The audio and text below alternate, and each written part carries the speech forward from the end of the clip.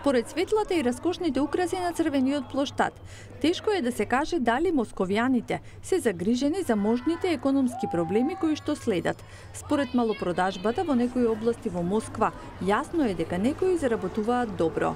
Не планирам да штедам. Ова е планиран празник за кој буџетот веќе е одвоен без разлика на економската состојба. Но во најголемата празнична сезона на купување во годината има и воздржани. Некои од околу 40 милиони пензионери во Русија се меѓу позагрижените. Гледам дека ситуацијата за обичните луѓе не се подобрува. Би сакала некој да помисли на пензионерите. Оваа загриженост не е неоснована во економијата што аналитичарите ја опишуваат како контрадикторна.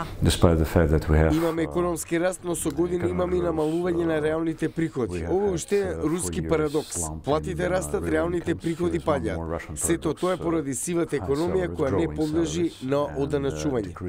Аналитичарите предвидуваат намалување на трошењето за празничната сезона во однос на други години, пред се заради меѓународните санкции и владината политика што вклучува повисоки даноци и високи каматни стапки.